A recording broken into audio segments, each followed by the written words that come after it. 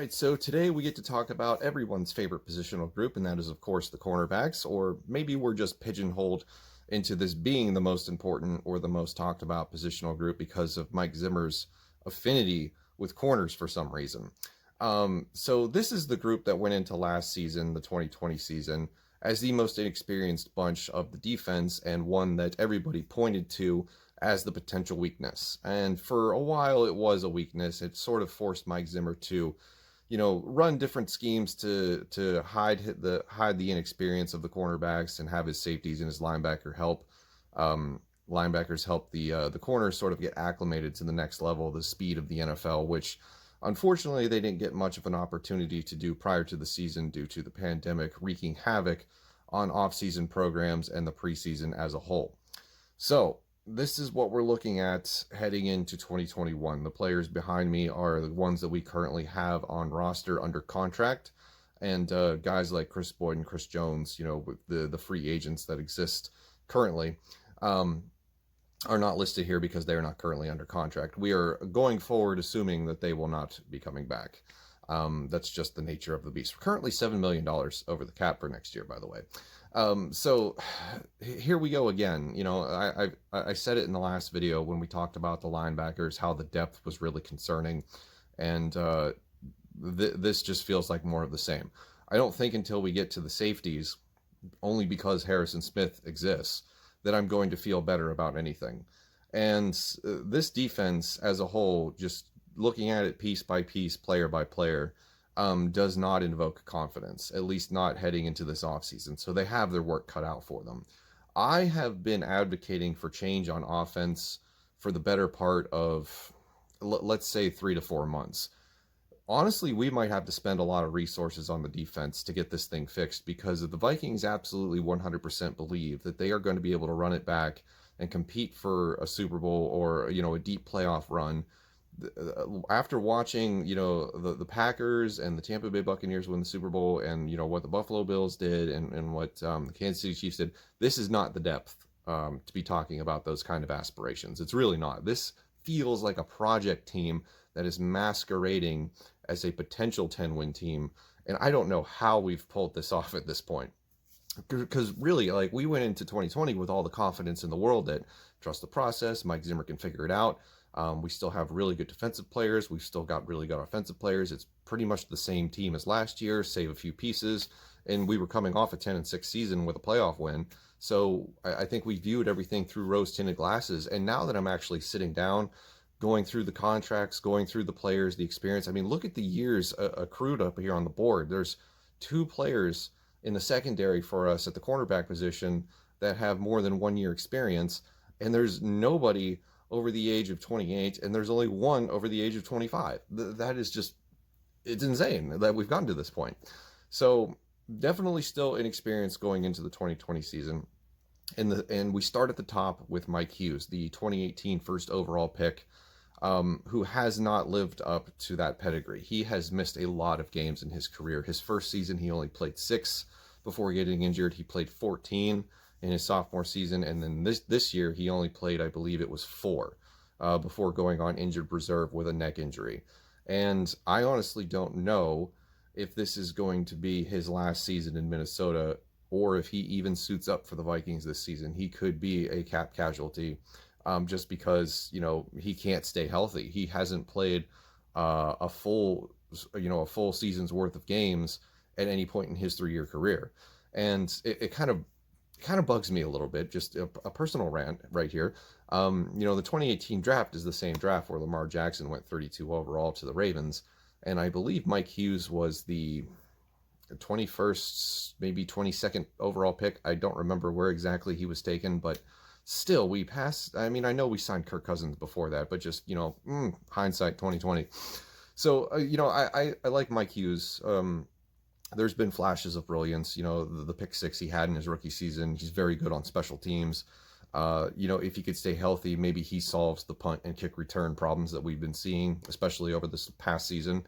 But I just don't know at this point. What do we do with him? So, you guys let me know in the comments below, what do you think of Mike Hughes? Should we let him finish out his, rookie contract and then figure it out from there? Moving on, we have the duo rookie pair that started most of the games last season, Jeff Gladney and Cam Danceller. Jeff Gladney was, of course, last year's second number one overall pick, the first being Justin Jefferson.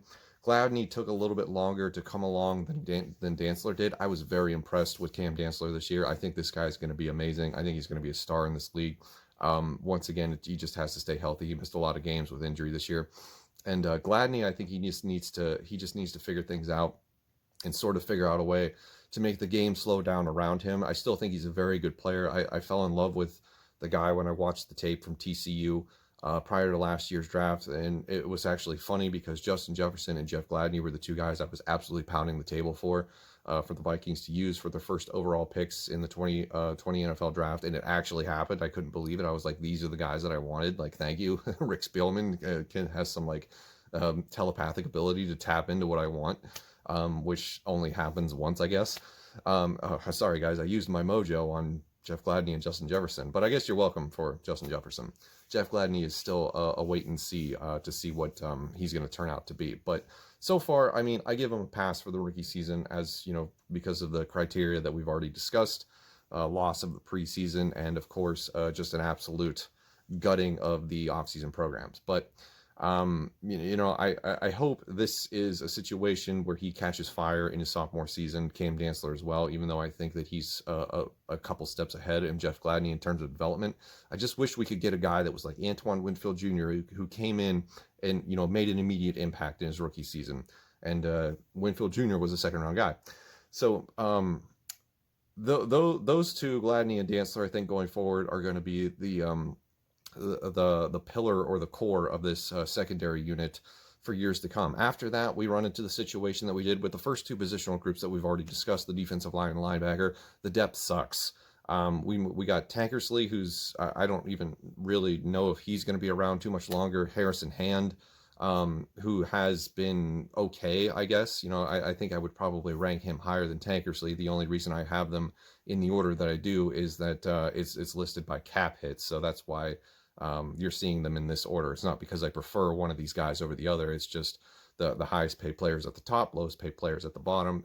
$780,000 contract there for Dylan Mabin at the bottom.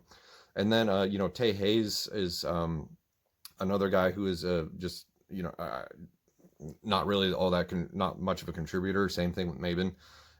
And then, of course, Chris Boyd and Chris Jones are not listed because free agents. So what does all this mean? Well, I think we're definitely going to be using draft capital on a corner. I think a huge decision has to be made about Mike Hughes. It feels like at every position group that we have to make some kind of big-time decision, right? Kyle Rudolph, Anthony Barr, Kirk Cousins maybe. Mike Hughes, I think, is probably an easy decision if they just decide to, cut their losses and move on. But with this kind of depth, I think you got to hang on to him for one more year. So, this unit in a passing league where quarterbacks are projected to go, 4 in the top 10, receivers are going to go 3, maybe, no, not 4, definitely 2 or 3 in the top 10. That's where we're headed. We're headed towards where everybody is going to try to mimic what the Kansas City Chiefs do, what the Los Angeles Rams do. That's just the future of the NFL, and we have to be prepared to be able to stop the pass. Remember, we live in a division with Aaron Rodgers, who just won his third MVP. They will likely, I think this time, get him another wide receiver to line up opposite Davante Adams. We already have a hard enough time stopping Davante Adams. The Lions are in a position where they could definitely get one of the top 3 receivers, probably not Jamar Chase. I think he's gone by the time they pick. So they could wind up with a Devontae Smith or a Jalen Waddle. That would be stuff of nightmares. They could re-sign Kenny Golladay. The Bears holding on to Allen Robinson is, I don't know, questionable, but still, the Bears are looking to make changes at quarterback. Who's to say they don't trade up and do some sort of big splash, get a Zach Wilson or a Justin Fields, and then they're able to keep Allen Robinson, and suddenly we have to deal with that. So a lot of questions at the cornerback position. Are we going to keep Mike Hughes? Will Gladney and Dantzler develop quick enough for this to return to dominance like it was when we had Xavier Rhodes for those couple of decent years? And that about wraps it up. So that's a look at the corner position. We'll do the safeties in the next video. Let me know what you think of this collection of cornerbacks that we have heading into 2021, and I will see you in the next one.